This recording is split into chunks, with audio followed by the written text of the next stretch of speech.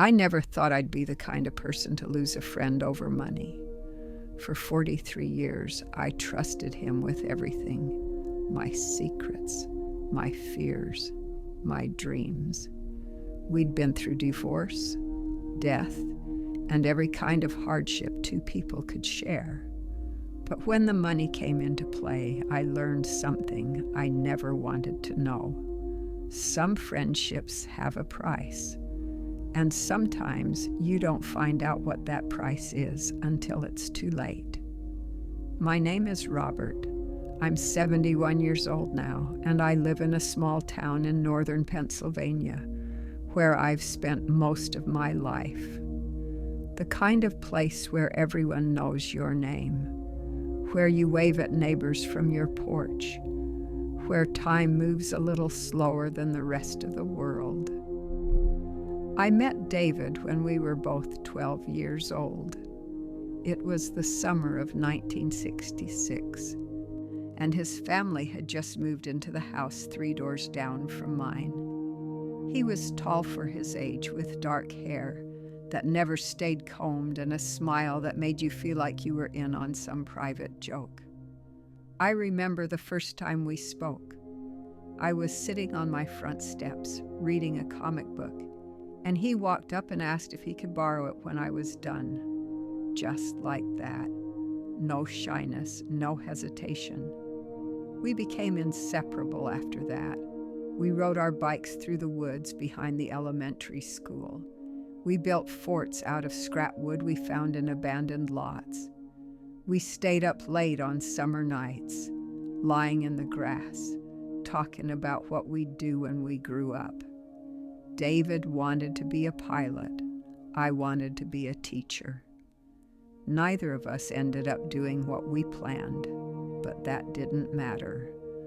What mattered was that we had each other.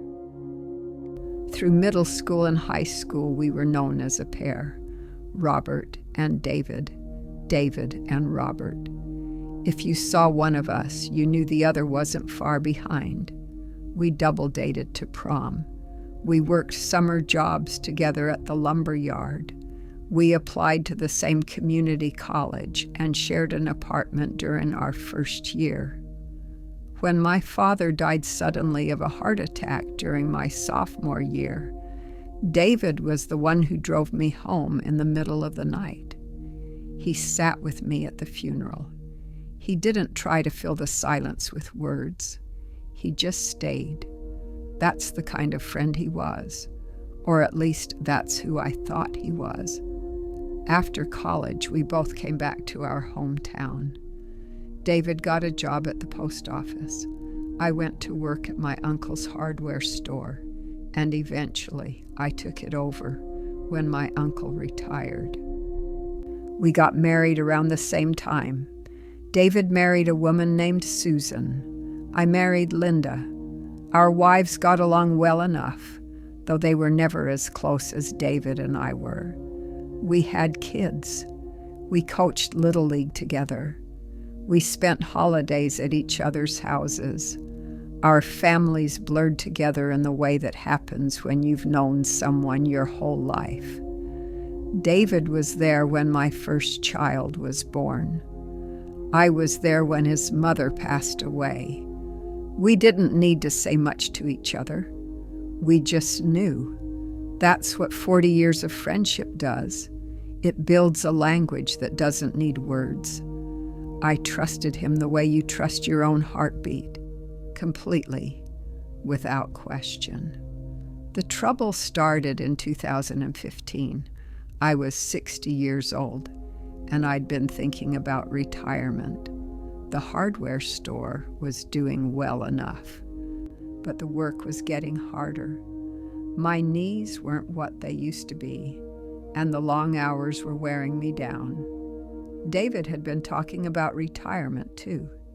He'd put in 35 years at the post office, and he was eligible for his pension. One evening in late September, he came over to my house after dinner.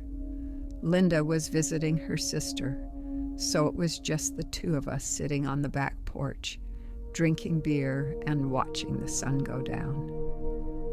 "I've been thinking about something," David said. He had that look in his eye, the same look he used to get when we were kids, and he'd come up with some new adventure. "What's that?" I asked.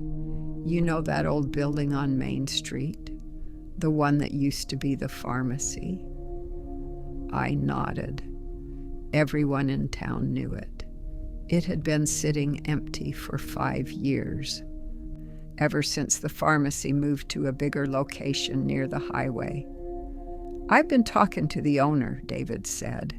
"He's willing to sell it cheap, real cheap." I took a sip of my beer and waited.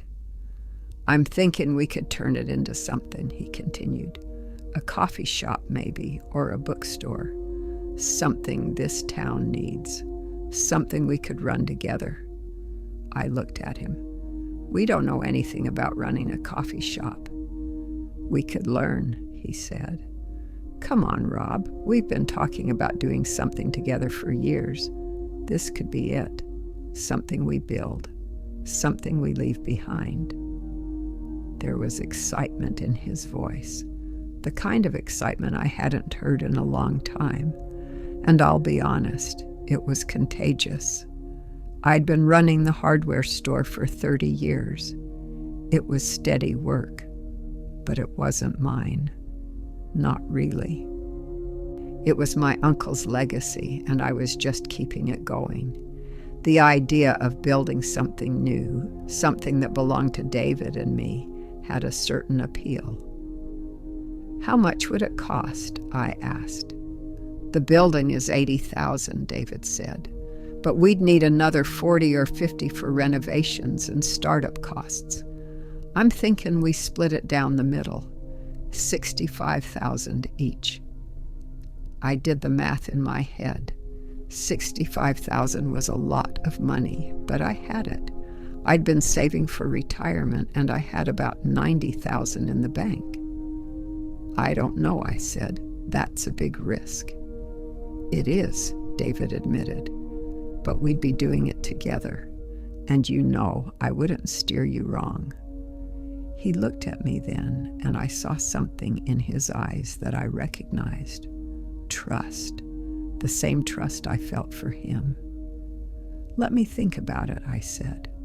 Over the next few weeks, David and I talked about the idea more.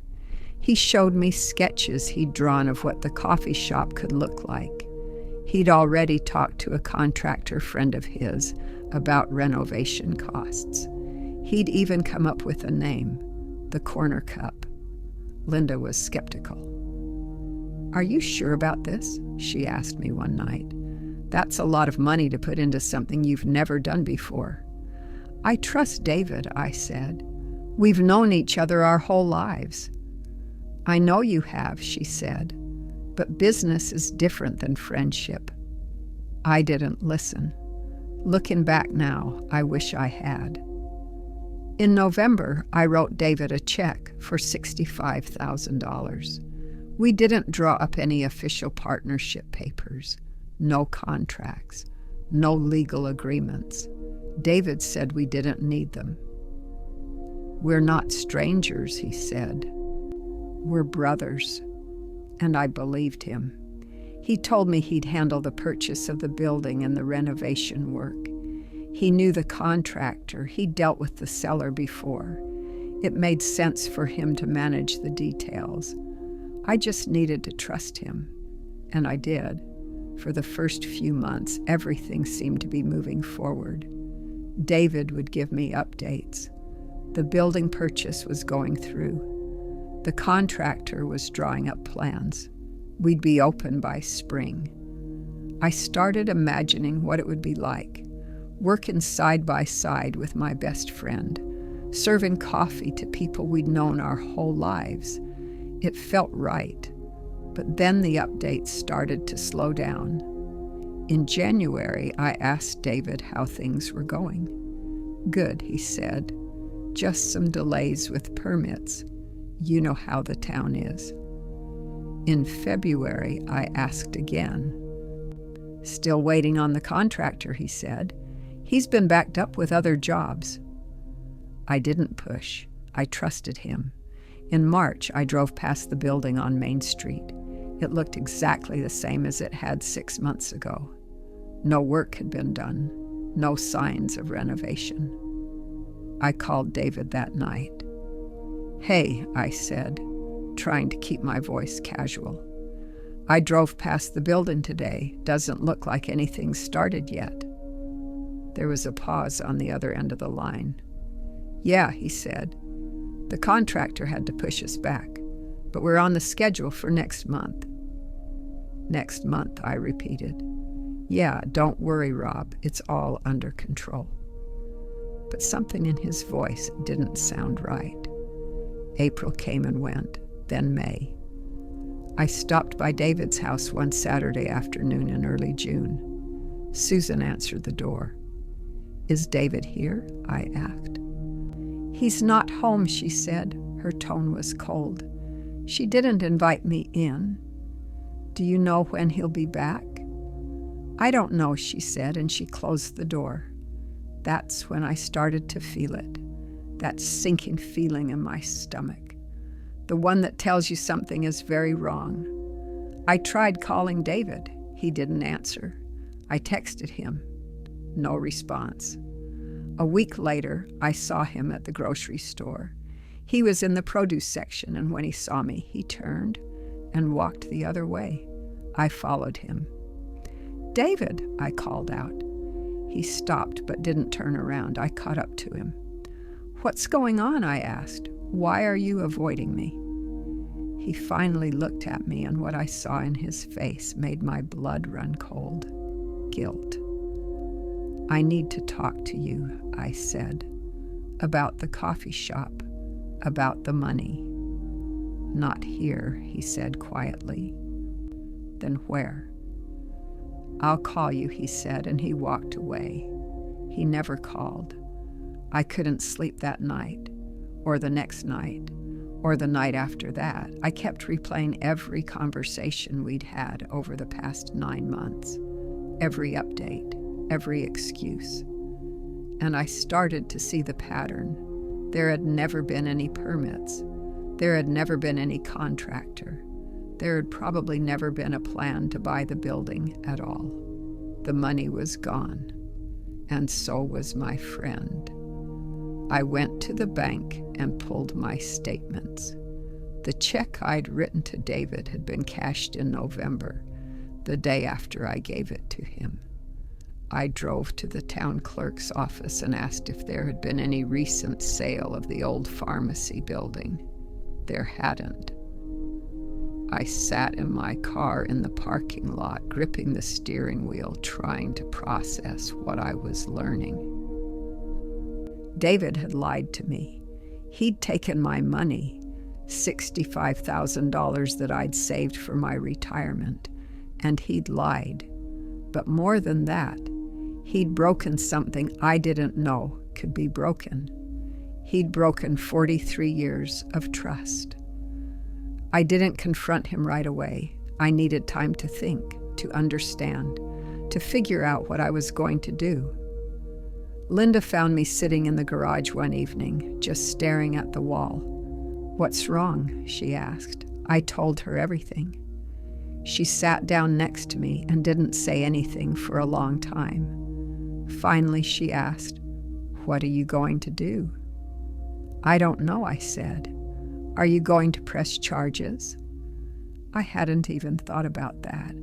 The idea of taking legal action against David felt impossible. He was my friend. He'd been my friend since we were 12 years old. "I don't know," I said again. Over the next few days, I thought about it. I could report him to the police. I could sue him. I could make his life very difficult. But what would that accomplish? The money was gone. I knew that. Even if I took him to court, there was no guarantee I'd ever see a dime of it back. And pressing charges would mean making this public. It would mean admitting to everyone in our small town that I'd been betrayed by the person I trusted most. It would mean facing the pity in people's eyes. I couldn't do it. So I did the only thing I could do. I let it go. Not because I forgave him, not because I didn't care, but because holding on would have destroyed me. I saw David one more time after that. It was in August, about 2 months after I'd figured out what he'd done. I was leaving the post office, and he was walking in. We nearly collided at the door. We stood there for a moment, face to face. I waited for him to say something, to explain, to apologize, but he just looked at me with those same guilty eyes, and then he stepped aside to let me pass. I walked to my car and sat in the driver's seat for 10 minutes, just breathing. That was it. That was the last conversation we never had. The hardest part wasn't the money. I know that sounds strange, but it's true.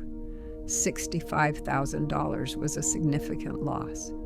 It set my retirement back by years.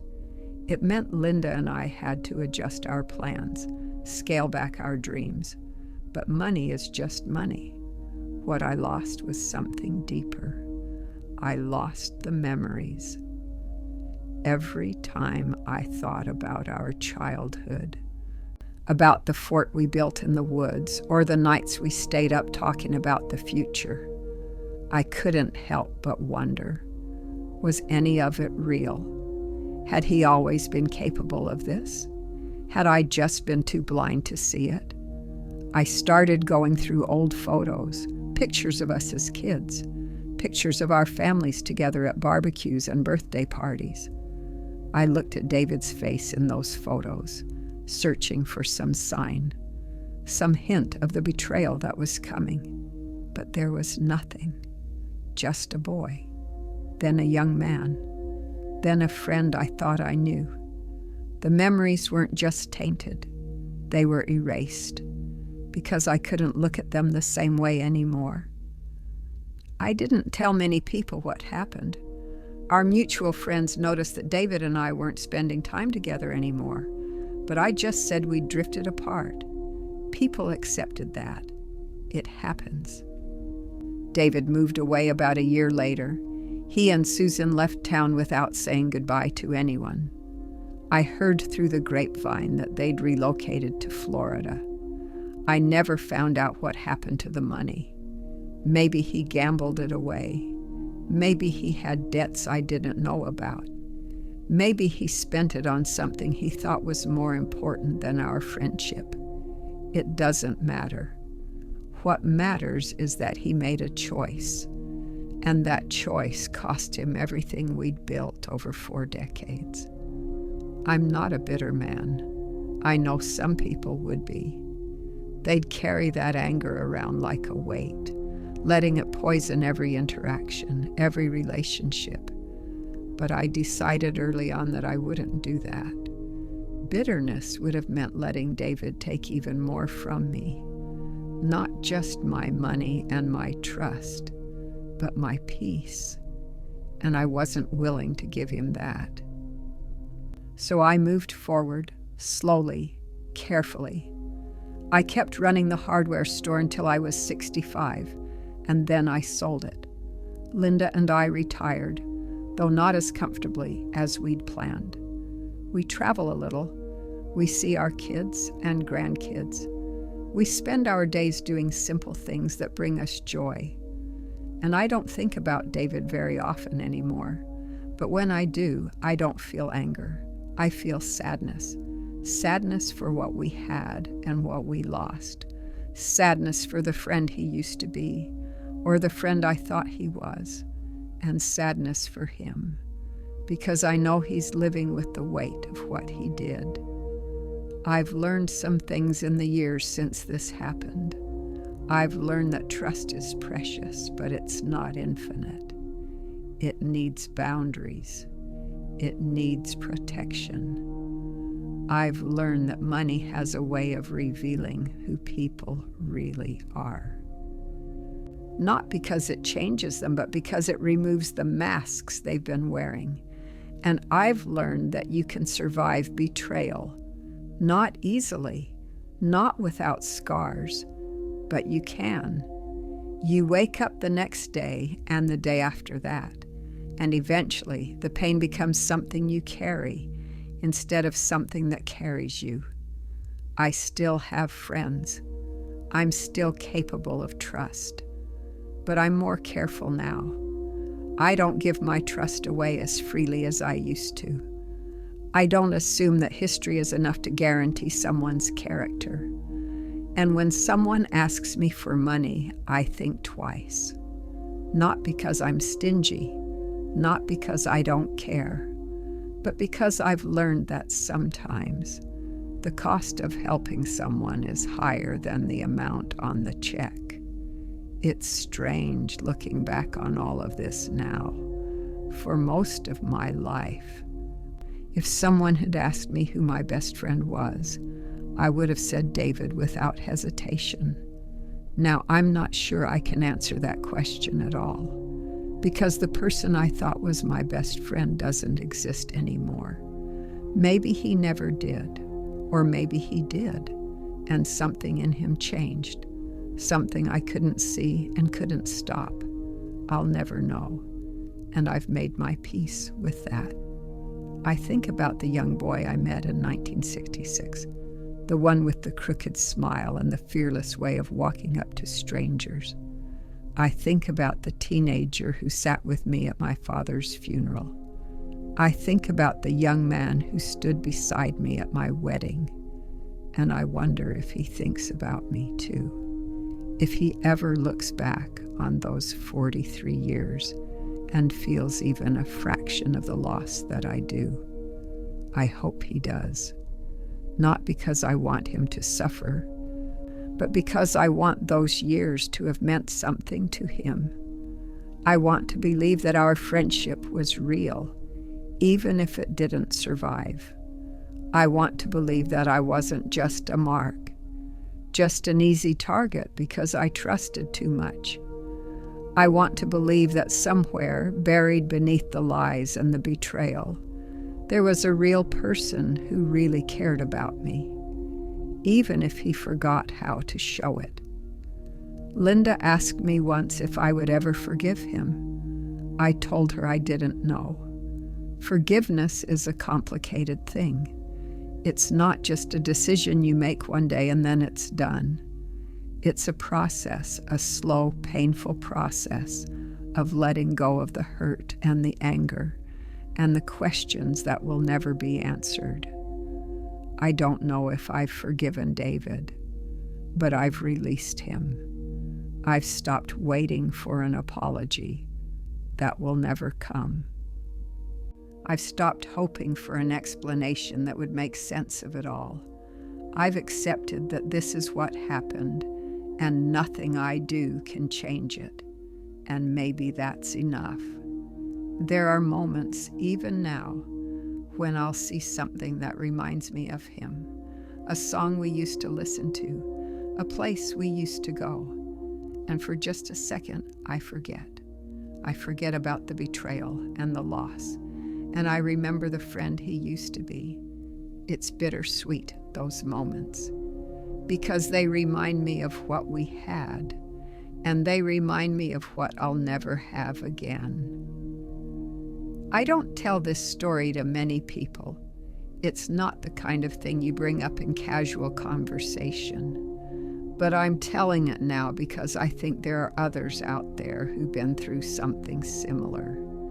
People who've been betrayed by someone they trusted, someone they loved. And I want them to know that they're not alone. I want them to know that the pain they're feeling is real and valid and understandable. But I also want them to know that it won't last forever. The wound will heal. The memories will soften. The anger will fade. And one day they'll wake up and realize that they've survived. Not because they're strong or brave or special, but because that's what people do. We survive. We adapt. We move forward. If I could go back and do things differently, I'm not sure what I would change. I could say I wouldn't have given him the money, that I would have insisted on contracts and lawyers and all the things Linda suggested. But then I wonder if that would have just delayed the inevitable. Maybe David would have found another way to betray me. Or maybe he would have walked away, and we would have lost our friendship anyway. There's no way to know. All I know is that I made the choice I made because I believed in him. And even though it cost me dearly, I can't regret believing in people. Because the alternative is to go through life trusting no one. And that's not a life I want to live. I'm 71 years old now. I've lived long enough to know that life is full of disappointments, full of heartbreaks and losses and moments that don't make sense. But I've also lived long enough to know that those moments don't define us. What defines us is how we respond to them. Do we let them make us hard and bitter? Or do we let them make us wiser and more compassionate? I've chosen the latter, not because it's easy, but because it's the only way I know how to live. So here I am, more than 9 years after David walked away with my money and my trust. I'm still here, still standing, still finding reasons to smile. I have my wife, my children, my grandchildren. I have a life that's full of simple pleasures and quiet joys. And I have the knowledge that I survived something I never thought I would. The betrayal didn't break me. It changed me, yes, but it didn't break me. Sometimes late at night, when the house is quiet and Linda is asleep beside me, I think about what I would say to David if I ever saw him again. I've imagined that conversation 1,000 times. In some versions, I'm angry. I demand answers. I make him face what he did. In other versions, I'm calm. I tell him I've moved on. I tell him I don't need his apology. But I think if I really saw him, I wouldn't say much at all. I'd just look at him and see a stranger, someone who used to be my friend, someone who made a choice that neither of us can undo. And then I'd walk away, because there's nothing left to say. I don't know if David ever thinks about me. I don't know if he regrets what he did, or if he's convinced himself that he had no choice. I don't know if he's happy, or if the guilt eats at him the way the loss ate at me. And the truth is, I don't need to know. His life is his to live, and mine is mine. We're separate now, the way we probably always should have been, because friendship, real friendship, doesn't end the way ours did. Real friendship can survive distance and time and disagreement, but it can't survive betrayal. Not like that. If there's anything I want people to take away from this story, it's this: trust is a gift, a precious, fragile gift. And when you give it to someone, you're giving them the power to hurt you in ways you never imagined.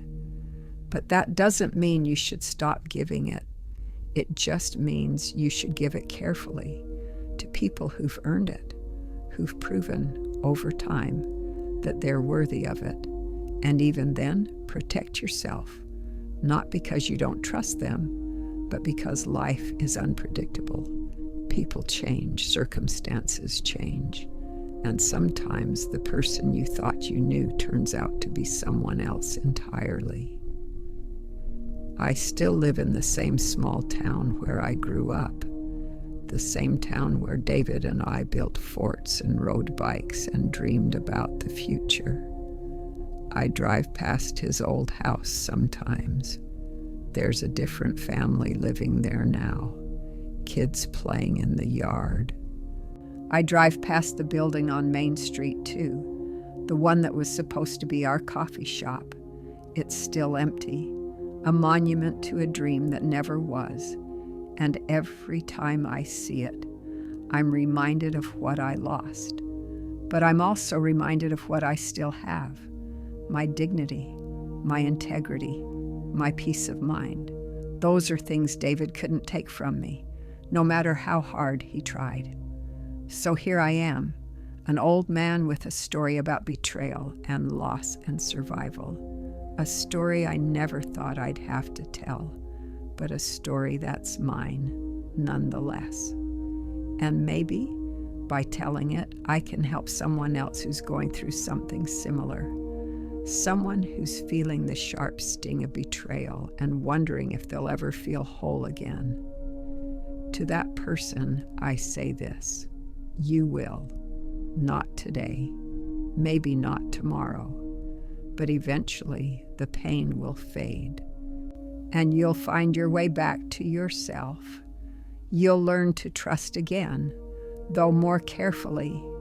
You'll learn to open your heart again, though with better boundaries, and you'll learn that losing someone, even someone you loved, doesn't mean you've lost yourself. You're still here, still standing, still worthy of love and trust and friendship. Don't let their betrayal convince you otherwise. I think about trust differently now. I used to think it was something you either gave or you didn't, all or nothing. But I've learned that trust can exist in degrees. You can trust someone with your secrets, but not your money. You can trust someone with your time, but not your heart. And that's okay. It doesn't make you cynical or cold. It makes you wise.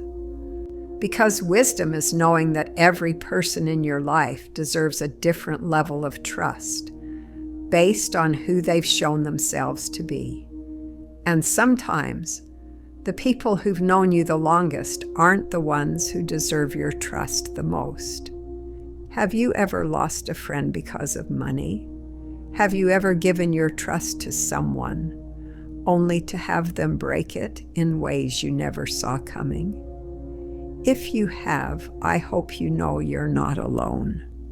And I hope you know that what happened doesn't define you. It defines them. You're still the person who was brave enough to trust, who was generous enough to give. And that's something to be proud of, even when it hurts.